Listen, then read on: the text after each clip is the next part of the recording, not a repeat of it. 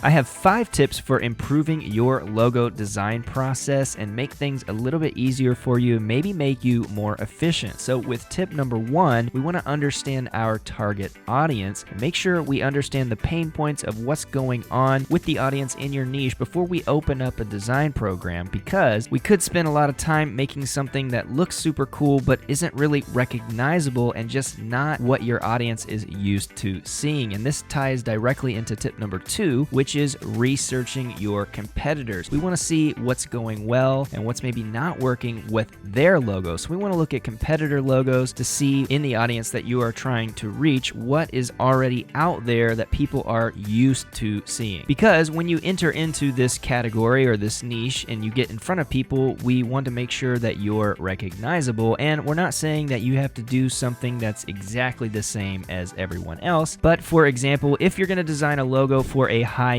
fashion brand, it's probably not going to look like a vintage bakery. So we want to make sure that we are playing the part, doing our research to make sure that we are fitting in yet standing out amongst your competitors. And we already did a video asking 3 extremely important questions when it comes to logo design and what you should ask before opening up your design program. And we go into tip 1 and tip 2 in detail there, which I will link in this card right here for you to check out. Now, tip number 3 is to not skip your testing phase. And this is extremely important so that you don't miss any weird gaps or issues in your logo before going on to the finalizing process. And there are a couple of different tests that you can utilize to make sure that your logo is working. And one of them is the sketch test. Now, essentially, you want to make sure that you can sketch your logo out on paper and it captures the essence of that brand mark or that logo mark. And now it doesn't have to be perfect. You don't have to be a master illustrator, but you should be able to sketch it out and still get what's going on, as make sure that it's readable and make sure that the space is working. Another way that you can test this is making sure that your logo works in black and white before you start adding color. And this is going to show you any weird shapes, any weird gaps, any weird legibility issues in the black and white to make sure that the legibility of your logo is easy to understand. And that leads us to this next test, which is the legibility test. You want to make sure that your logo is easy to understand both in large and small situations. In other words, scalability, because you can make a stellar word mark super cool that is super hard to read and basically meaningless. So don't spend a lot of time making something that you think looks really cool but is extremely hard to understand and read for your audience. Tip number 4 is to use colors strategically. Now, we've already done some extensive videos on color theory and picking colors, which I will link in these cards right here. But essentially, you want to make sure that you're using colors that are appropriate for your brand. Ideally, your logo should work in black and white like we just mentioned, but it should also work, of course, in the colors that you've chosen as your brand palette. Just make sure you've done your research and you know those colors complement your brand as well as the logo mark or the design that you've come up with. Looking into brand archetypes could also be super helpful if you haven't done so already. Tip number 5 is don't forget feedback. Feedback is extremely important, and if you're working alone and not in an agency, it can be super tempting to just call it a day and finish it up because you don't have these peers or this agency behind you giving you a ton of feedback. So it's extremely important that you reach out to peers, that you reach out to mentors and or other people in the design space and even people in your target audience to see how they receive your logo. It's also recommended to take a step back and take a breather once you've worked on it for a while, because it's super easy to get hyper focused on the task to try to pump it out, but then you lose track of the big picture and you never know how a pair of fresh eyes is going to show you something different. So don't forget to take a step back, take a break, and then come back with fresh eyes to see something maybe you missed or something that can be improved before you finalize your logo. Well, I hope you found value in these 5 tips, and if you did, please hit that thumbs up button and that red subscribe button. It'll just take a second. And if you're new to Kittl, by the way, that is our design tool that works right in your browser, and it is extremely easy to create logo designs using the tips that I mentioned, and you have access to tons of illustrations, elements, fonts, frames, and even world-class templates that you can use from world-class designers to get started with your logo design. And you can sign up for free to check that out using the link down in the description. Now, if you want to see other tutorials using Kittl, I have these videos here on my right that I know you're going to enjoy. Don't forget to subscribe to the channel so you don't miss any upcoming videos and features and things like that.